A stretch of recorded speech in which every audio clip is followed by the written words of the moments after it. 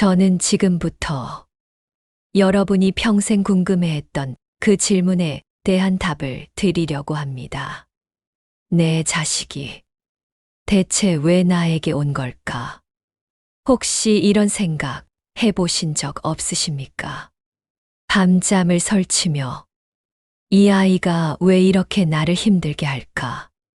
속 터지는 마음으로 내가 뭘 잘못했길래 이런 시련을? 남의 자식과 비교하며 우리 애만 왜 이럴까?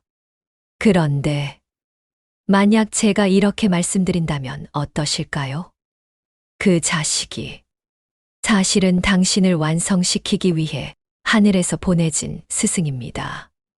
그 모든 고통과 걱정이 사실은 당신을 부처에 가깝게 만드는 과정이었습니다. 법정 스님께서 돌아가시기 전 마지막으로 하신 말씀이 있습니다. 자식은 부모를 깨우치기 위해 온 보살이다.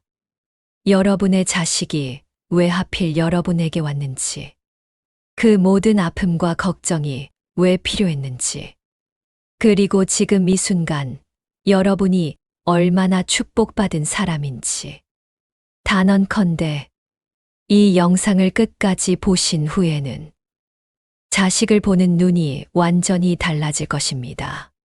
부처님께서 말씀하셨습니다. 인연 없이는 만날 수 없고 인연이 닿으면 헤어져야 한다. 자식과 부모의 만남. 이것이 과연 우연일까요? 제가 아는 한 보살님의 이야기를 들려드리겠습니다. 60대 중반의 김 보살님은 평생 착하게 살아오셨습니다. 매일 새벽 예불을 드리고 이웃을 돕고 남편을 내조하며 살아왔습니다. 그런데 큰아들이 사업에 실패하고 둘째는 취업이 안 되고 막내딸은 이혼하고 손자까지 데리고 집으로 들어왔습니다. 스님, 제가 전생에 무슨 죄를 지었길래 이렇게 고생입니까? 김 보살님이 절망에 빠져 물으셨을 때 그 절의 큰 스님께서 이렇게 답하셨습니다. 보살님, 자식들이 모두 잘 살고 있다면 보살님은 지금 어디에 계실 것 같습니까? 그야 여행도 다니고 친구들과 즐겁게 지내겠지요. 그렇습니다. 그런데 지금은 어떠십니까? 지금은 매일 절에 와서 기도하고 자식들 걱정에 불공도 드리고 바로 그겁니다. 자식들이 보살님을 부처님 곁으로 인도하고 있는 것입니다. 법정 스님의 말씀이 생각납니다. 고통이 없다면 우리는 깨달음을 구하지 않을 것이다. 괴로움이야말로 부처님께로 가는 가장 확실한 길이다. 여러분, 혹시 자식 때문에 처음으로 절에 발을 들여놓으신 분 계시지 않으십니까? 자식 걱정에 처음으로 기도를 해보신 분 계시지 않으십니까? 그렇다면 그 자식은 여러분을 부처님께로 인도하는 보살입니다. 불교에서는 모든 만남에는 4가지 인연이 있다고 합니다. 첫째, 보은의 인연. 전생에서 여러분이 그 아이에게 베푼 은혜를 갚으러 온 자식. 둘째, 보원의 인연. 전생의 원한을 갚으러 온 자식. 셋째, 토색의 인연. 전생에 빌려준 것을 받으러 온 자식. 넷째, 토체의 인연. 전생에 빌린 것을 갚으러 온 자식. 하지만 법정 스님께서는 이보다 더 깊은 말씀을 하셨습니다. 모든 인연은 깨달음을 위한 인연이다. 좋은 인연은 감사함을 가르치고 나쁜 인연은 인내와 자비를 가르친다. 그러니까 어떤 자식이든 모두 여러분을 성장시키고 깨달음으로 이끄는 스승인 것입니다. 이제 조금 더 깊이 들어가 보겠습니다. 자식이 나에게 온 진짜 이유. 그것은 바로 여러분을 완성된 사람으로 만들기 위해서입니다. 생각해 보십시오. 자식이 없었다면 여러분은 어떤 사람이었을까요? 박 보살님의 이야기를 들려드리겠습니다. 박 보살님은 젊을 때 아주 급한 성격이셨습니다. 무엇이든 빨리빨리 자기 뜻대로 되어야 직성이 풀렸습니다. 그런데 첫째 아들이 발달장애를 가지고 태어났습니다. 처음에는 하늘이 무너지는 것 같았습니다. 왜 하필 내게? 원망도 많이 했습니다. 하지만 그 아이를 키우면서 박 보살님은 완전히 다른 사람이 되었습니다. 아이가 젓가락질을 배우는데 3년이 걸렸습니다.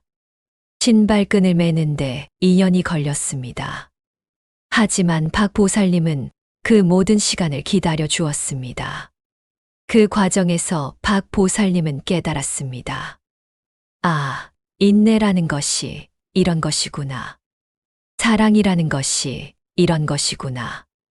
부처님께서 말씀하신 인욕바라밀, 잠을 잊는 자를 마음에 새기며 사는 것을 그 아이가 가르쳐 준 것입니다.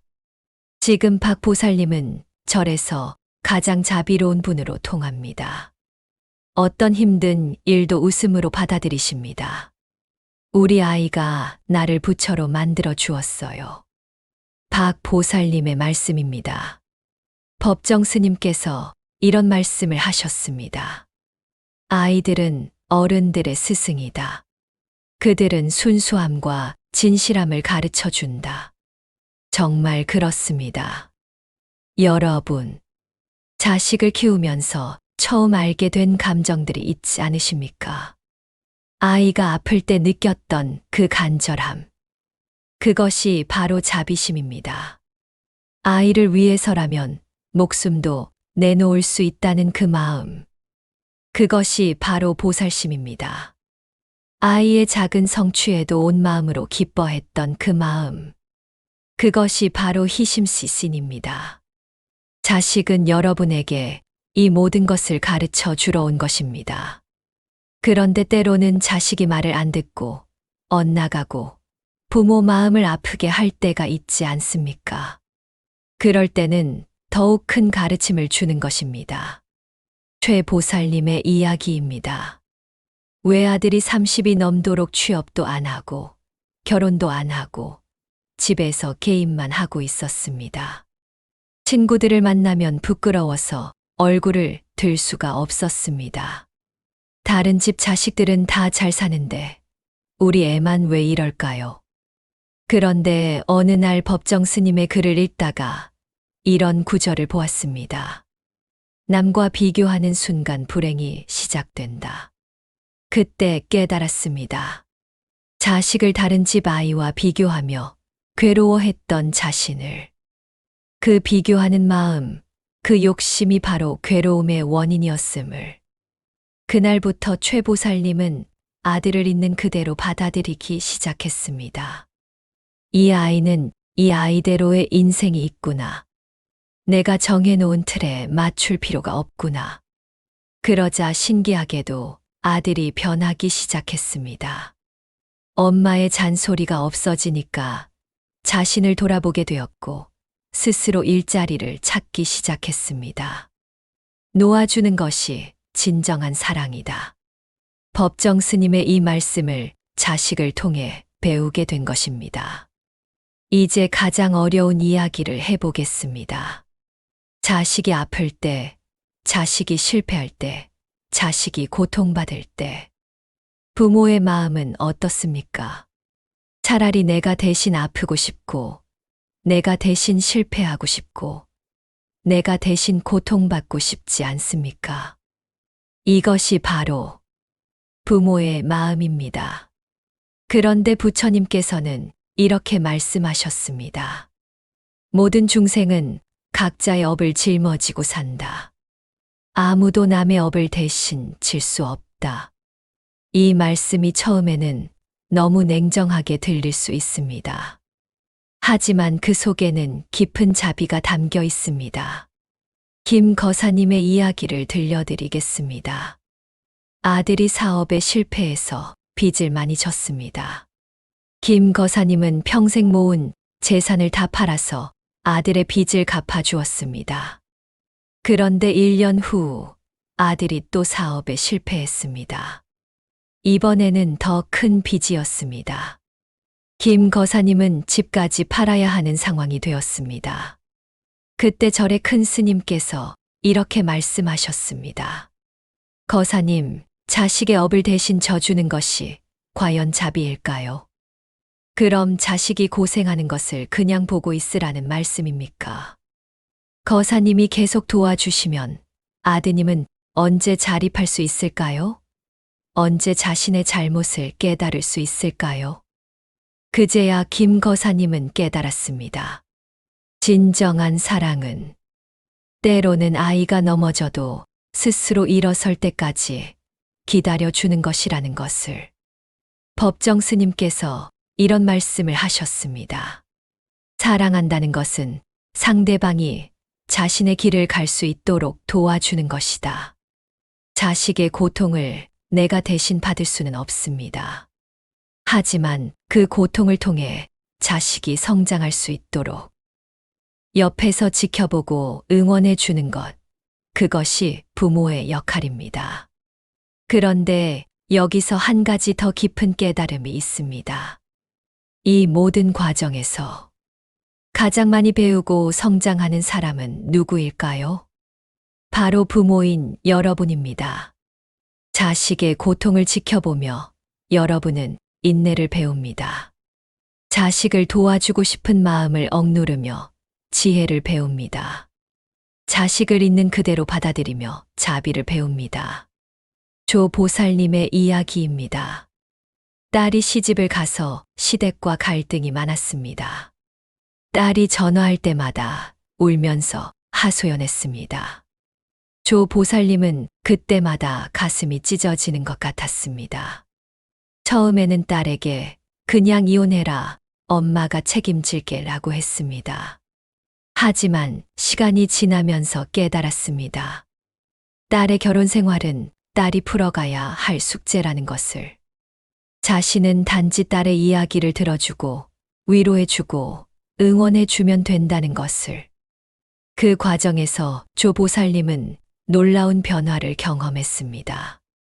예전에는 남의 일에 쉽게 끼어들고 이래라 저래라 하는 성격이었는데 이제는 상대방의 입장에서 생각하고 들어주는 사람이 되었습니다. 딸이 조 보살님을 더 지혜로운 사람으로 만들어준 것입니다. 부처님께서 말씀하신 관세음보살의 자비. 그것은 바로 이런 것입니다. 상대방의 고통을 내 것처럼 느끼면서도 상대방이 스스로 해결할 수 있도록 지켜봐 주는 것. 자식은 여러분을 관세음보살로 만들어 주러 온 것입니다. 법정 스님께서 생전에 가장 많이 하신 말씀 중 하나가 바로 무소유였습니다. 소유하려고 하기 때문에 괴롭다. 모든 것은 잠시 빌려온 것일 뿐이다. 자식도 마찬가지입니다. 우리는 자식을 내 자식이라고 하지만 사실 자식은 내 소유가 아닙니다. 하늘이 잠시 맡겨준 소중한 인연일 뿐입니다. 정보살님의 이야기를 들려드리겠습니다. 40대에 늦둥이 아들을 낳았습니다. 그 아이가 너무 사랑스러워서 온 세상이 다 그 아이 중심으로 돌아가는 것 같았습니다. 그런데 아이가 7살 때 백혈병 진단을 받았습니다. 정보살님의 세상이 무너졌습니다. 절에 가서 눈물로 기도했습니다. 부처님, 이 아이만은 살려주세요. 제가 무엇이든 하겠습니다. 2년간의 투병 생활. 아이는 끝내 하늘나라로 갔습니다. 정보살님은 미쳐버릴 것 같았습니다. 왜 하필 내 아이가, 왜 이렇게 일찍. 하지만 시간이 지나면서 깨달았습니다. 그 짧은 9년이 자신의 인생에서 가장 소중하고 의미 있는 시간이었다는 것을. 아이 때문에 처음으로 무조건적인 사랑이 무엇인지 알았습니다. 아이 때문에 처음으로 기도가 무엇인지 알았습니다. 아이 때문에 처음으로 감사가 무엇인지 알았습니다. 그리고 아이를 떠나보내면서 진정한 놓아줌이 무엇인지 알았습니다. 사랑하기 때문에 놓아준다. 이것이 바로 부모가 자식을 통해 배우는 마지막 공부입니다. 모든 자식은 언젠가는 부모 곁을 떠납니다. 결혼해서 떠나기도 하고, 일 때문에 떠나기도 하고, 죽음으로 떠나기도 합니다. 하지만 그 이별이 괴로움이 아니라 감사가 될 수 있습니다. 부처님께서 말씀하셨습니다. 만남이 있으면 헤어짐이 있고, 모임이 있으면 흩어짐이 있다. 이것이 세상의 이치이다. 자식과의 만남도 그런 것입니다. 정해진 시간 동안 함께 있다가 때가 되면 각자의 길을 가는 것. 그런데 그 함께 있던 시간 동안 서로가 서로를 완성시켰습니다. 자식은 부모를 통해 사랑을 배우고 부모는 자식을 통해 자비를 배웠습니다. 자식은 부모를 통해 희생을 보고 부모는 자식을 통해 무조건적 사랑을 알았습니다. 이것이 바로 자식이 나에게 온 진짜 이유입니다. 법정 스님의 말씀을 다시 한번 새겨봅시다. 모든 만남은 깨달음을 위한 만남이다. 자식과의 만남도 깨달음을 위한 만남이었습니다. 이제 여러분께 부탁드리고 싶은 것이 있습니다. 오늘 밤 잠자리에 들기 전에 자식들을 생각해 보십시오. 지금까지는 이 아이가 왜 내 말을 안 들을까? 왜 내 뜻대로 안 될까? 하며 속상해 하셨을 것입니다. 하지만 이제는 이렇게 생각해 보십시오. 이 아이가 나에게 무엇을 가르쳐 주려고 왔을까? 이 아이 때문에 내가 어떻게 성장했을까? 이 아이가 아니었다면 내가 알지 못했을 것들이 무엇일까? 그러면 신기하게도 감사한 마음이 들어올 것입니다. 말 안 듣는 자식도, 걱정거리인 자식도 모두 여러분을 부처에 가깝게 만들어주는 소중한 인연들입니다. 부처님께서 말씀하셨습니다. 원수도 스승이고 고통도 스승이다. 모든 것이 깨달음의 기회이다. 자식들은 여러분의 가장 소중한 스승들입니다. 법정 스님께서 생전에 이런 시를 쓰셨습니다. 고마워라. 내가 내게 왔어서 내 마음을 넓혀주고 내 사랑을 깊게 해주었어. 고마워라. 오늘부터는 자식들에게 이런 마음으로 대해 보십시오. 고마워라. 내가 내게 와서. 그러면 여러분의 마음에 평화가 찾아올 것입니다. 자식 걱정에 잠 못 이루던 밤들이 감사한 밤들로 바뀔 것입니다. 자식 때문에 흘렸던 눈물들이 깨달음의 눈물이었음을 알게 될 것입니다. 부처님께서 말씀하셨습니다. 모든 중생이 행복하기를 바라며 모든 중생이 고통에서 벗어나기를 바란다. 여러분의 자식들도, 이 세상 모든 자식들도 모두 행복하기를 바랍니다.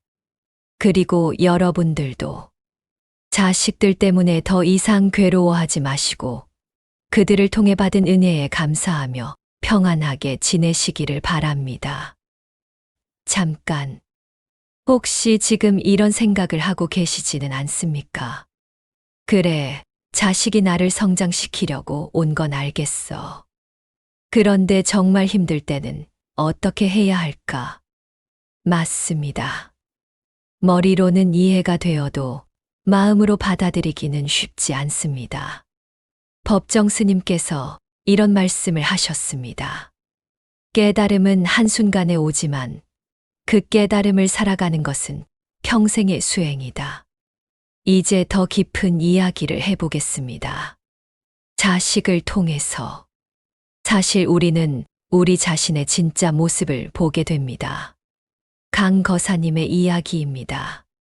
아들이 중학교 때부터 공부를 안 했습니다. 강거사님은 매일 아들에게 소리를 질렀습니다. 너 이렇게 살면 안 된다. 공부해라. 다른 애들 봐라. 그런데 어느 날 절에서 법문을 듣다가 깨달았습니다. 자신이 아들에게 하는 말들이 어릴 때 자신의 아버지가 자신에게 했던 말과 똑같다는 것을, 그때 자신이 얼마나 상처받았는지, 얼마나 억울했는지 그 기억이 되살아났습니다. 아, 내가 아버지를 닮아가고 있구나. 내가 받았던 상처를 그대로 아들에게 주고 있구나. 그날 밤 강거사님은 아들에게 사과했습니다. 아빠가 미안하다. 아빠도 할아버지한테 그런 소리 듣고 자랐는데 너한테도 똑같이 하고 있었구나. 그 후로 아들과의 관계가 완전히 달라졌습니다. 자식은 우리 마음 속 깊이 숨어 있던 상처들을 드러나게 합니다. 부처님께서 말씀하셨습니다. 남을 미워하는 것은 자신을 미워하는 것이고, 남을 사랑하는 것은 자신을 사랑하는 것이다. 자식에게 화가 날 때 그 화의 뿌리를 찾아가 보십시오. 내가 왜 이렇게 화가 날까? 내가 진짜 화나는 것은 무엇일까? 이렇게 묻다 보면 자식이 아니라 내 마음 속에 무언가가 화나는 것임을 발견하게 됩니다. 윤보살님의 이야기입니다. 딸이 30이 넘어서도 결혼을 안 한다고 했습니다. 윤보살님은 그것이 너무 속상했습니다. 사람들이 뭐라고 하겠어? 우리 딸이 시집도 못 간다고. 하지만 곰곰이 생각해 보니 정작 딸은 행복해 했습니다. 직장도 좋고 친구들도 많고 취미 생활도 활발했습니다. 그런데 왜 자신만 이렇게 속상할까? 깊이 성찰해 보니 자신이 어릴 때부터 들어온 이야기들이 있었습니다. 여자는 시집가야 완성된다. 결혼 안 하면 불쌍한 사람이다. 그런 고정관념 때문에 딸의 행복을 제대로 보지 못하고 있었던 것입니다. 법정 스님의 말씀이 떠올랐습니다. 우리는 남을 보는 것이 아니라 우리 마음 속의 편견을 본다. 자식을 통해 우리는 우리 마음 속에 있는 편견, 욕심, 두려움을 보게 됩니다. 그리고 그것들을 하나씩 내려놓는 법을 배우게 됩니다. 이것이 바로 자식이 우리에게 주는 가장 큰 선물입니다. 자신을 알게 해주는 거울. 그것이 바로 자식입니다. 이제 많은 분들이 손자, 손녀를 키우고 계실 것입니다. 자식을 키울 때와 손자를 키울 때 마음이 어떻게 다른지 느끼셨습니까? 자식을 키울 때는 책임감이 컸습니다. 이 아이를 잘 키워야 한다는 부담이 컸습니다. 하지만 손자, 손녀는 다릅니다. 그냥 사랑스럽습니다. 이 차이가 바로 부모와 조부모의 차이입니다. 그리고 이 차이를 통해서 우리는 또 다른 것을 배우게 됩니다. 홍할머니의 이야기를 들려드리겠습니다. 손녀가 5살인데 하루 종일 할머니, 할머니 하면서 따라다닙니다. 밥 먹을 때도, 화장실 갈 때도, 잠들 때도. 처음에는 귀여웠는데 점점 피곤해졌습니다. 그런데 어느 날 손녀가 감기에 걸려서 며칠 친정으로 갔습니다. 갑자기 집이 너무 조용했습니다. 그제야 깨달았습니다. 그 할머니, 할머니 하는 목소리가 얼마나 소중한 것이었는지. 아, 이 아이가 나를 필요로 한다는 것. 이것이 얼마나 큰 축복인가. 법정 스님께서 이런 말씀을 하셨습니다. 사랑받는 것도 축복이지만 사랑할 수 있는 것은 더 큰 축복이다. 손자, 손녀는 우리에게 이런 축복을 줍니다. 조건 없이 사랑할 수 있는 기회를. 그런데 손자를 키우면서 또 다른 깨달음이 있습니다. 자식을 키울 때 놓쳤던 것들을 손자를 통해 다시 보게 됩니다. 친할아버지의 이야기입니다. 아들을 키울 때는 너무 바빴습니다. 직장 일도 바쁘고 생계도 걱정되고 아들이 아빠 같이 놀자고 해도 아빠 바쁘다 나중에라고 했습니다. 그런데 손자가 할아버지 같이 놀자고 할 때는 달랐습니다. 시간이 있었습니다. 마음의 여유가 있었습니다. 손자와 함께 개미를 관찰하고 구름을 보고 나무잎을 주워왔습니다. 그러면서 깨달았습니다. 아, 내가 아들과도 이렇게 했어야 했구나. 내가 놓친 것이 얼마나 많았는가. 하지만 후회하지 않았습니다. 그때는 그때대로 최선을 다했고 지금은 지금대로 최선을 다하는 것이니까요. 부처님께서 말씀하셨습니다. 과거를 후회하지 말고 미래를 걱정하지 말라. 현재에 충실하라. 손자, 손녀와 함께하는 지금 이 순간. 이것이 바로 우리에게 주어진 또 다른 기회입니다. 그런데 때로는 손자 교육 문제로 자식과 갈등이 생기기도 합니다. 요즘 애들은 너무 버릇없다. 우리 때는 안 그랬는데. 이럴 때는 어떻게 해야 할까요? 법정 스님의 말씀을 기억해 봅시다. 시대가 바뀌면 방법도 바뀌어야 한다. 변하지 않는 것은 사랑뿐이다. 방법은 바뀌어도 괜찮습니다. 사랑만은 변하지 않으면 됩니다. 손자, 손녀를 통해서 우리는 더 넓은 사랑을 배우게 됩니다. 세대를 뛰어넘는 사랑, 조건 없는 사랑, 순수한 기쁨. 이것들이 바로 손자, 손녀가 주는 선물입니다. 이제 가장 어려운 이야기를 해보겠습니다. 혹시 자식과 사이가 좋지 않으신 분 계십니까? 말다툼을 하고 나서 몇 달째 연락도 안 하는 분. 서로 상처를 주고받아서 마음이 다친 분. 이런 분들을 위해서 특별히 이 시간을 마련했습니다. 법정 스님께서 이런 말씀을 하셨습니다. 용서는 상대방을 위한 것이 아니라 나를 위한 것이다. 처음에는 이 말씀이 이해가 안 될 수 있습니다. 내가 왜 용서해야 해? 잘못한 건 저애인데. 하지만 깊이 생각해보면 미워하고 원망하며 사는 것은 결국 자신이 괴로운 일입니다. 박 거사님의 이야기를 들려드리겠습니다. 아들과 큰 싸움을 했습니다. 아들이 사업 자금을 달라고 했는데 박 거사님이 거절했습니다. 그러자 아들이 이렇게 말했습니다. 아버지는 인정도 없어. 남은 돈도 얼마 안 되는데 그것도 아까워해?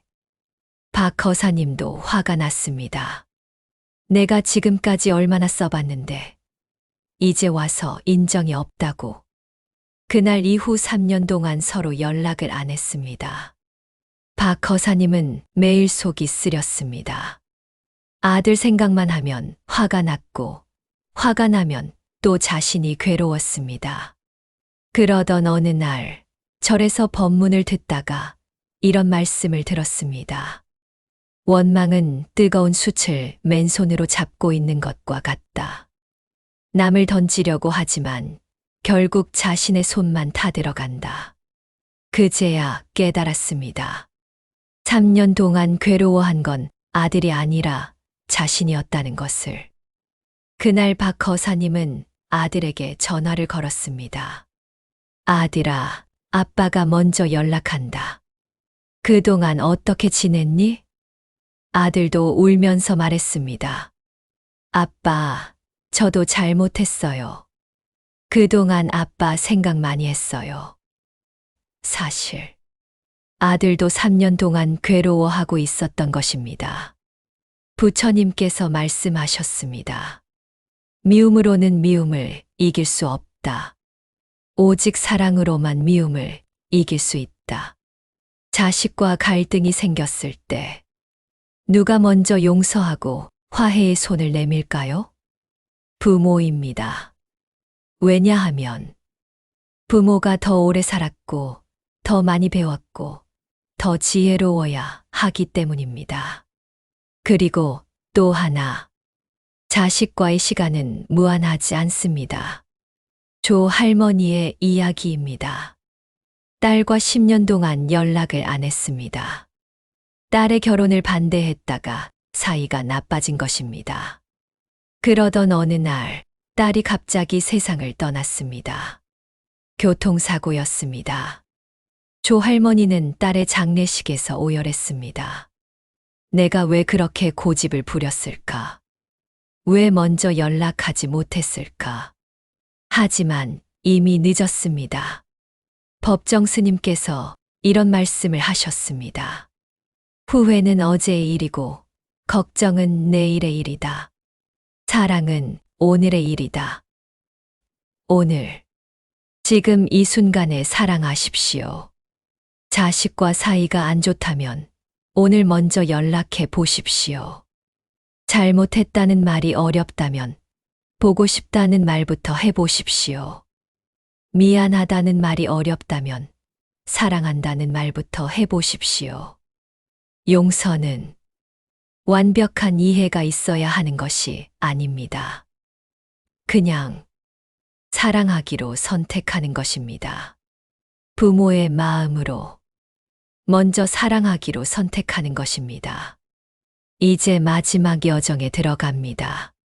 자식을 낳고 키우고 보내는 과정을 통해서 우리는 생과 사의 깊은 의미를 깨닫게 됩니다.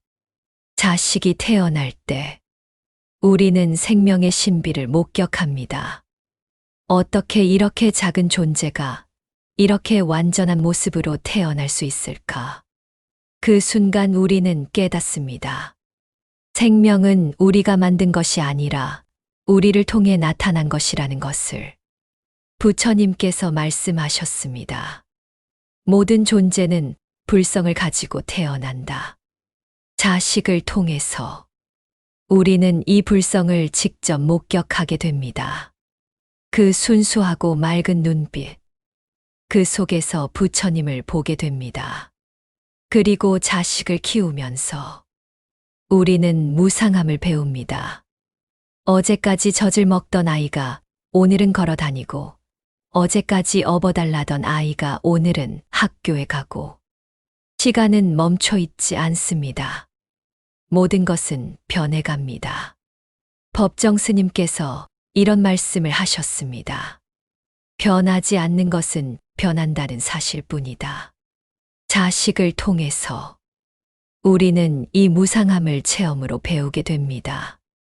그리고 그 무상함이 슬픈 것이 아니라 아름다운 것임을 알게 됩니다. 만약 자식이 영원히 아기로 남아있다면 어떨까요? 그것도 답답할 것입니다. 변하기 때문에 아름답고 변하기 때문에 소중한 것입니다. 이 할머니의 이야기를 들려드리겠습니다. 손자가 군대에 갔습니다. 2년 동안 보지 못한다는 것이 너무 서러웠습니다. 하지만 2년 후 제대한 손자를 보고 깜짝 놀랐습니다. 키도 더 크고 어깨도 넓어지고 말하는 것도 의젓해졌습니다. 아, 이 아이가 이렇게 성장했구나. 그때 깨달았습니다. 헤어짐이 있었기 때문에 성장도 있었다는 것을. 만나지 못했던 시간이 있었기 때문에 더 소중함을 느꼈다는 것을. 부처님께서 말씀하신 연기법. 모든 것은 서로 연결되어 있다는 가르침을 자식을 통해 체험하게 되는 것입니다. 그리고 때로는 자식을 먼저 떠나보내는 부모도 있습니다. 가장 큰 아픔이지만 그 속에서도 깨달음은 있습니다. 최보살님의 이야기입니다. 아들이 20대에 병으로 세상을 떠났습니다. 1년 동안 최보살님은 미쳐버릴 것 같았습니다. 하지만 시간이 지나면서 그 아들이 20년이라는 짧은 시간 동안 얼마나 많은 사랑을 주었는지 깨달았습니다. 아들이 웃던 모습, 아들이 안겨주던 따뜻함, 아들과 함께했던 모든 순간들. 그것들이 꿈이 아니었습니다. 실제로 있었던 일들이었습니다. 이 아이는 20년 동안 나에게 사랑을 가르쳐 주러 온 거구나. 법정 스님의 말씀이 떠올랐습니다. 죽음은 끝이 아니라 변화일 뿐이다. 자식의 몸은 사라졌지만 자식이 남긴 사랑은 사라지지 않았습니다. 그 사랑이 최 보살님을 더 자비로운 사람으로 만들었습니다. 다른 사람의 아픔을 이해하고 위로할 수 있는 사람으로 만들었습니다. 지금 최 보살님은 비슷한 아픔을 겪는 부모들을 돕는 일을 하고 계십니다. 아들이 떠난 자리에 더 큰 사랑이 피어난 것입니다. 부처님께서 말씀하셨습니다. 사랑하는 사람과의 이별은 고통이지만 그 사랑은 영원하다.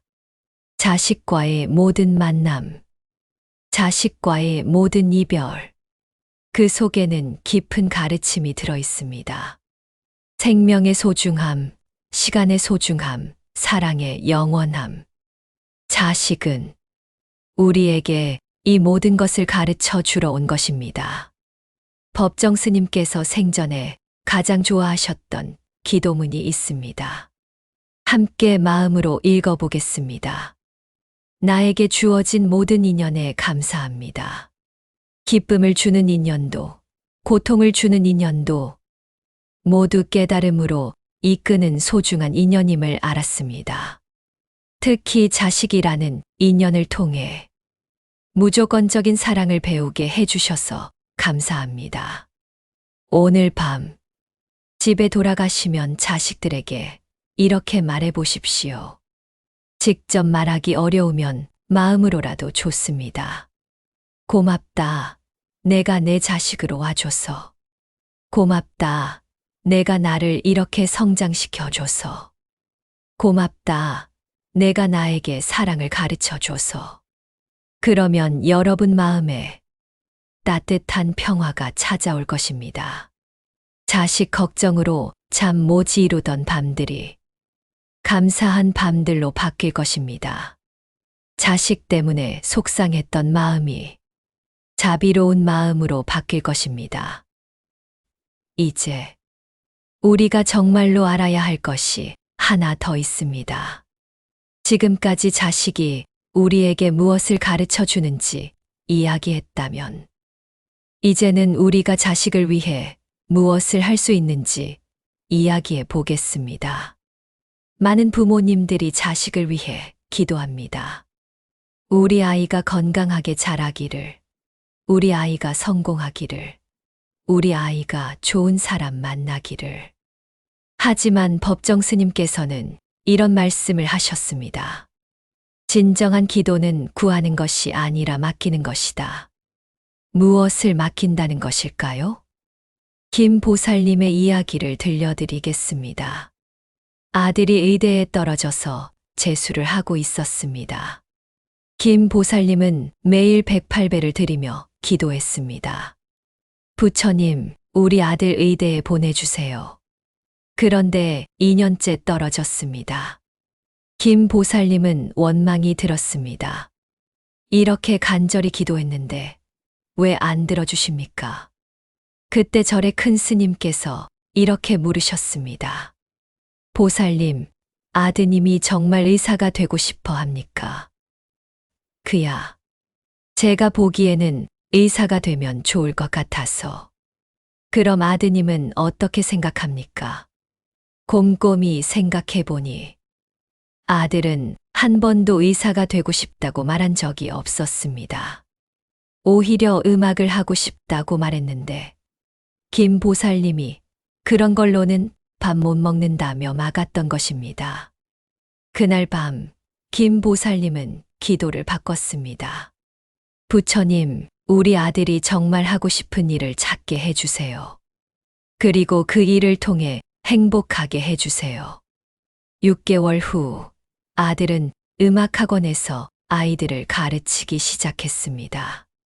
처음으로 아들 얼굴에 환한 웃음이 피었습니다. 엄마, 나 정말 행복해요. 아이들이 피아노 칠 때 기뻐하는 모습을 보면 나도 너무 기뻐요. 그제야 김 보살님은 깨달았습니다. 자신이 아들을 위해 기도한다고 했지만 사실은 자신의 욕심을 위해 기도했던 것임을 부처님께서 말씀하셨습니다. 모든 중생은 각자의 부처성을 가지고 있다. 그것을 믿고 맡겨라. 자식을 위한 진정한 기도는 자식이 자신의 부처성을 찾을 수 있도록 도와달라고 하는 것입니다. 우리가 정해놓은 길이 아니라 자식이 진정으로 행복할 수 있는 길을 찾게 해달라고 하는 것입니다. 이런 기도를 하면 어떻게 될까요? 먼저, 우리 마음이 편해집니다. 아이가 내 뜻대로 안 된다고 해서 속상해하지 않게 됩니다.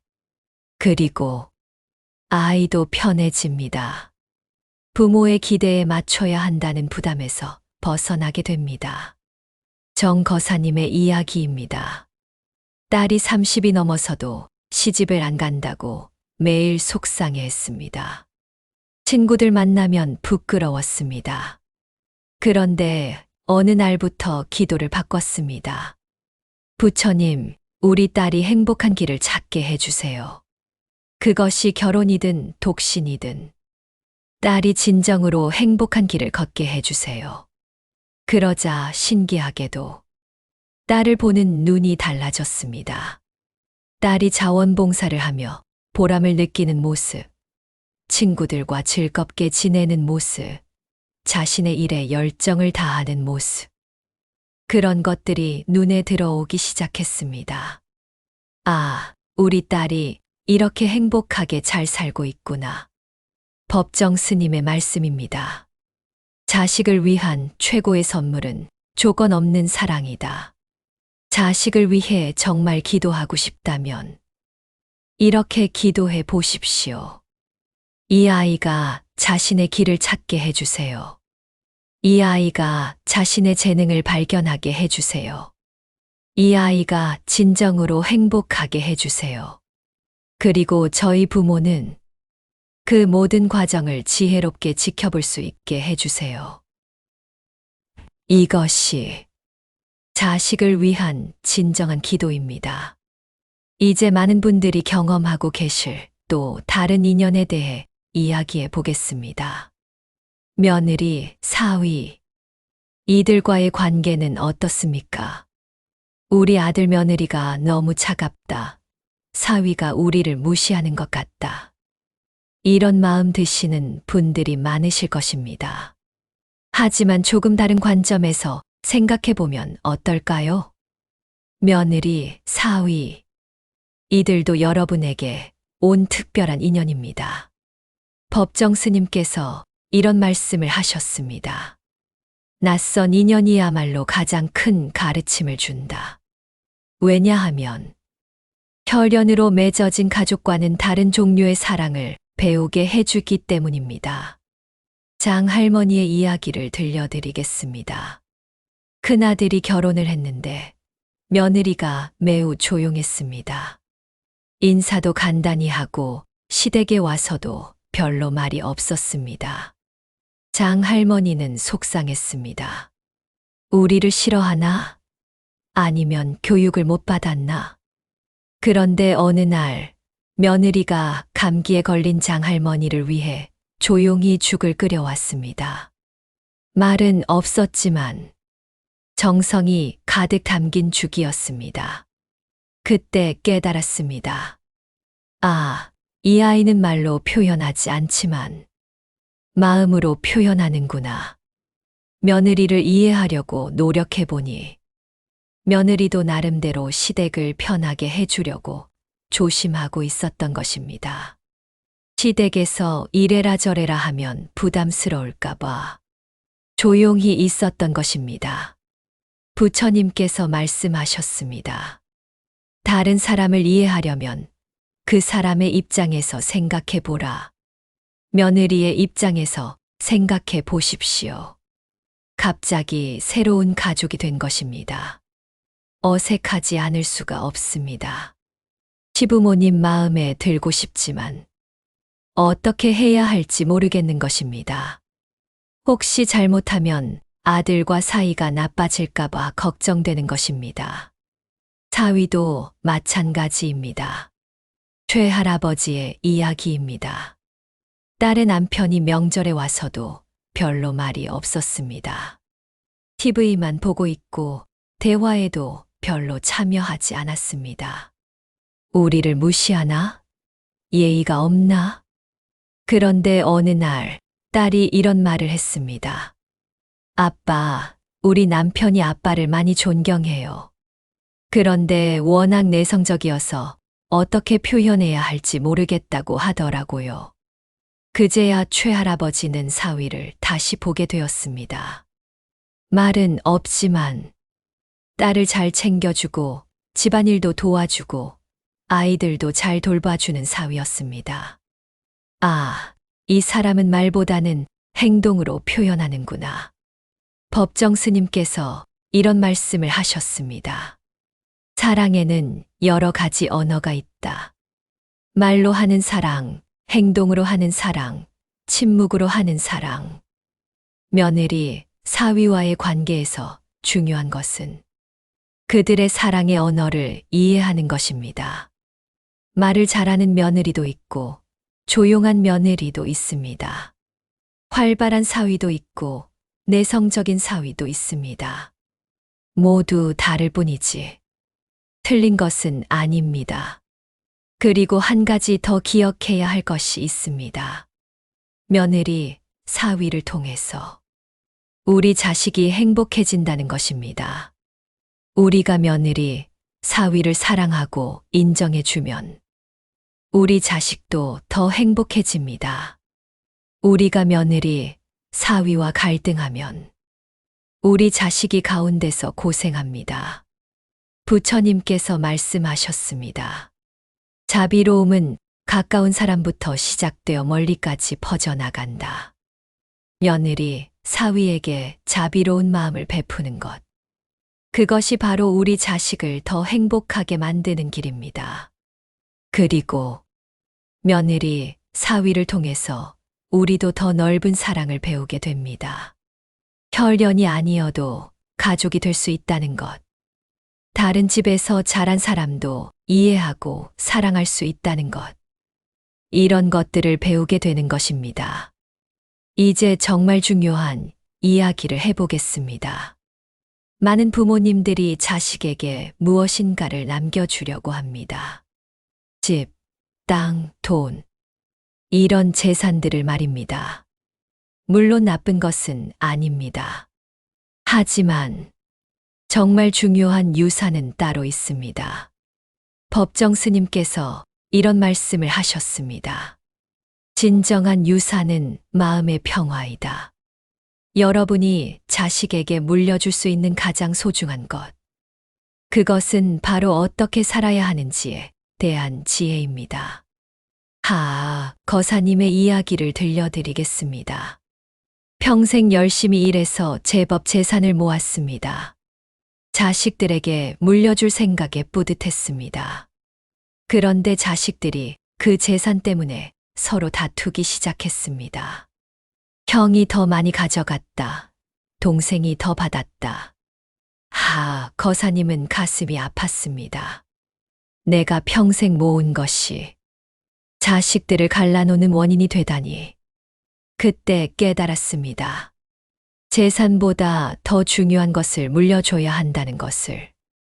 그날부터 하거사님은 자식들에게 다른 것을 가르치기 시작했습니다. 돈은 언젠가 없어질 수 있다. 하지만 사람됨은 영원히 남는다. 형제는 세상에서 가장 소중한 인연이다. 재산 때문에 그 인연을 잃어서는 안 된다. 진정한 행복은 가진 것이 아니라 나누는 것에서 온다. 이런 것들을 몸소 보여주며 가르쳤습니다. 몇 년 후 하 거사님이 돌아가실 때 자식들은 재산 분배로 다투지 않았습니다. 오히려 서로 양보하며 형님 동생이 더 필요하니까 더 가져가세요라고 했습니다. 하 거사님이 물려준 진짜 유산. 그것은 배려와 양보의 마음이었습니다. 부처님께서 말씀하셨습니다. 법제는 도둑도 빼앗을 수 없고 불에 타지도 않고 물에 떠내려가지도 않는다. 자식에게 물려줄 수 있는 진짜 재산들을 생각해 보십시오. 정직함. 어떤 일이 있어도 거짓말을 하지 않는 마음. 감사함. 작은 것에도 고마워할 줄 아는 마음. 배려. 다른 사람을 먼저 생각하는 마음. 인내. 힘든 일이 있어도 참고 견디는 마음. 자비. 어려운 사람을 도와주는 마음. 이런 것들이 진짜 자식에게 물려줄 유산입니다. 그런데 이런 것들은 어떻게 물려줄 수 있을까요? 말로 가르치는 것이 아닙니다. 몸소 보여주는 것입니다. 윤보살님의 이야기입니다. 평생 이웃을 도우며 살았습니다. 아픈 이웃이 있으면 밥을 해주고 경제적으로 어려운 이웃이 있으면 도와주었습니다. 자식들은 어릴 때부터 그런 어머니를 보며 자랐습니다.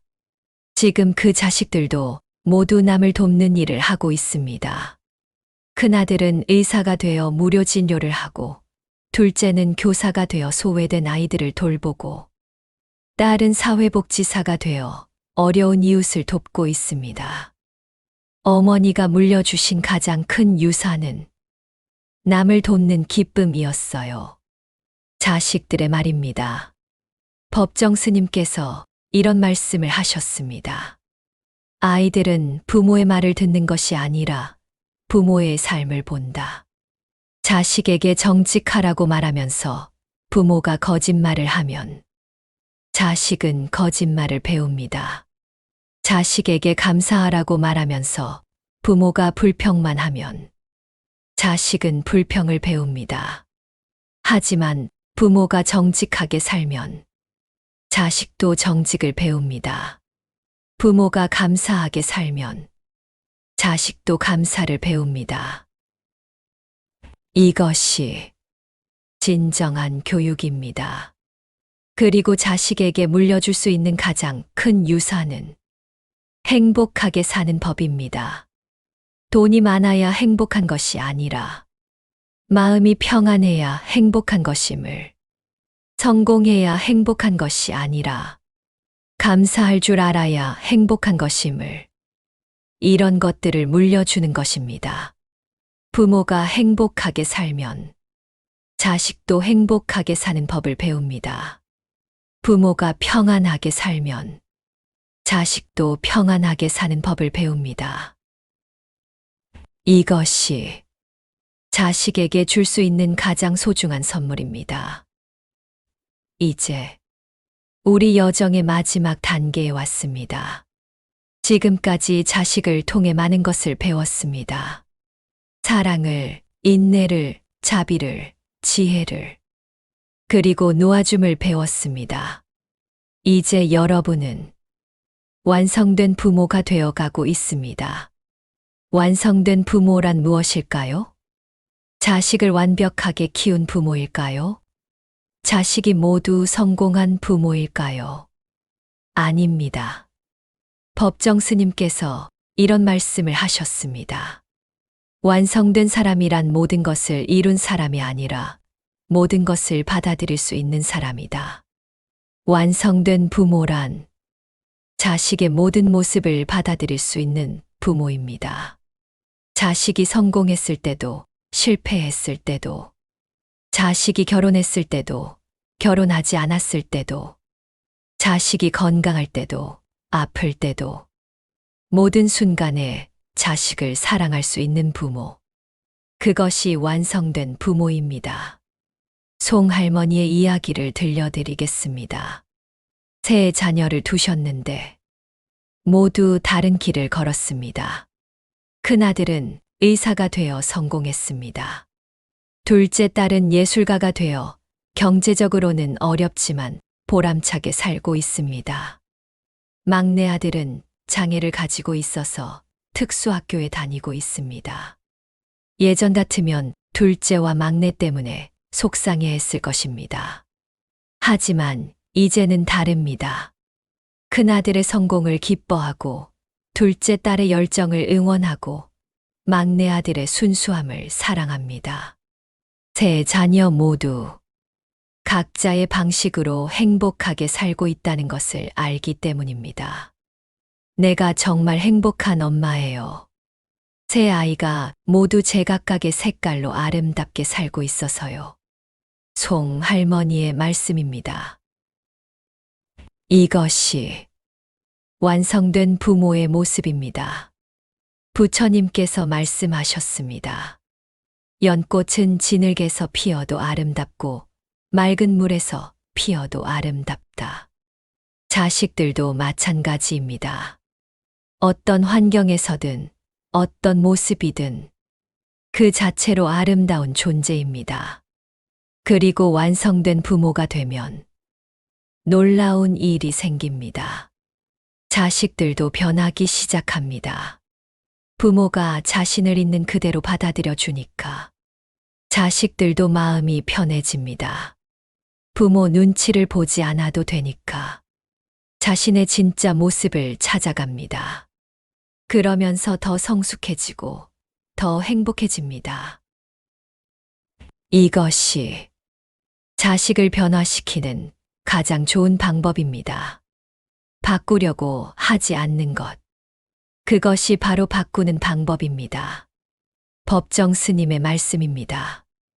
바람이 불면 나무는 저항하지 않고 함께 흔들린다. 그래서 부러지지 않는다. 자식의 변화에도 함께 흔들리며 적응하는 것. 그것이 지혜로운 부모의 모습입니다.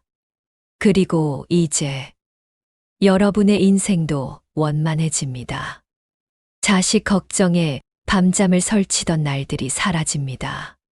자식 때문에 스트레스 받던 일들이 사라집니다. 대신에 자식들과 함께 있는 시간이 즐거워집니다. 자식들의 안부를 듣는 것만으로도 행복해집니다. 박 할아버지의 이야기입니다. 예전에는 자식들이 전화를 하면 공부는 하니? 돈은 모으고 있니? 언제 결혼할 거니? 이런 말만 했습니다. 그러면 자식들은 금방 전화를 끊었습니다.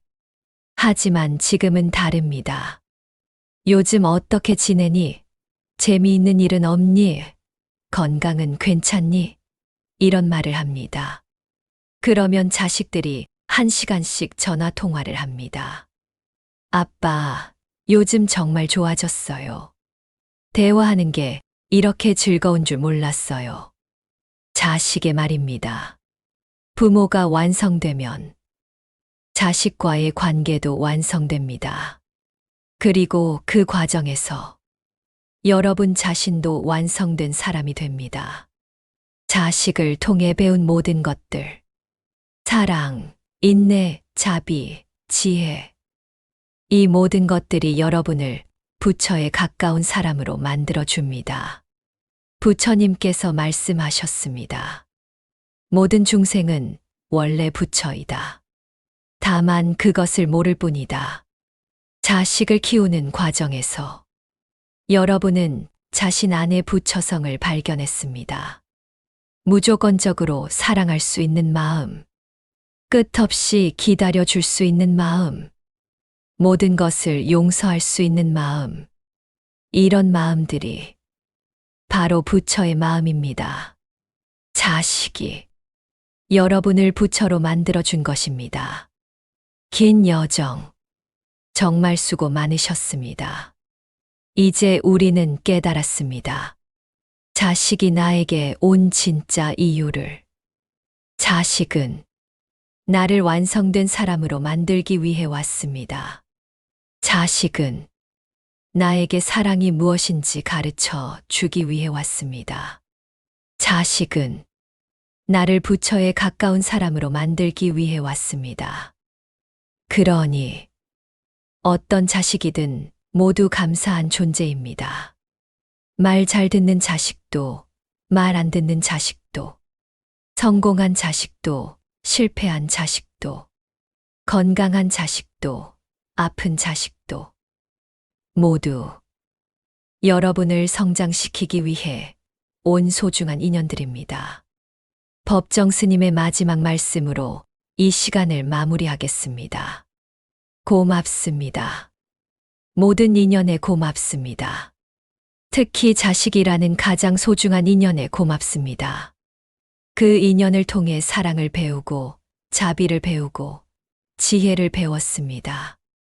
이제 그 모든 배움을 가슴에 품고, 남은 생을 감사하며 살겠습니다. 오늘 밤, 잠자리에 들기 전에 자식들을 생각해 보십시오. 그리고 마음으로 이렇게 말해 보십시오. 고맙다, 내 자식아. 내가 나에게 와서 이렇게 많은 것을 가르쳐 줘서. 내가 나를 이렇게 성장시켜 줘서. 내가 나에게 진정한 사랑이 무엇인지 알려줘서. 그러면 여러분 마음에 따뜻한 평화가 찾아올 것입니다. 자식에 대한 모든 걱정과 원망이 감사와 사랑으로 바뀔 것입니다. 그리고 그 순간 여러분은 진정한 깨달음을 얻게 될 것입니다. 자식이 나에게 온 이유를 완전히 이해하게 될 것입니다. 부처님께서 말씀하셨습니다. 일체 중생 시류불성. 모든 중생은 실로 부처성을 가지고 있다.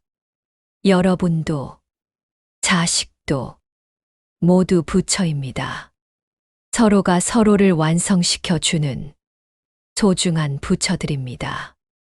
이 깨달음과 함께 남은 생을 더욱 평안하고 행복하게 지내시기를 바랍니다. 자식들과의 관계도 더욱 원만하고 따뜻하게 지내시기를 바랍니다. 그리고 언젠가 모든 인연이 다해서 이별할 때도 원망이나 아쉬움이 아니라 깊은 감사의 마음으로 떠날 수 있기를 바랍니다. 고마웠다, 모든 인연들아. 고마웠다, 내 소중한 자식들아. 이렇게 말할 수 있는 그런 원만한 생을 사시기를 바랍니다. 오늘 이 긴 시간이 여러분의 마음에 작은 깨달음과 큰 위로가 되었기를 바라며 모든 부모님들과 자식들이 서로 사랑하며 행복하게 지내시기를 바라며 나무아미타불 관세음보살 정말 고맙습니다.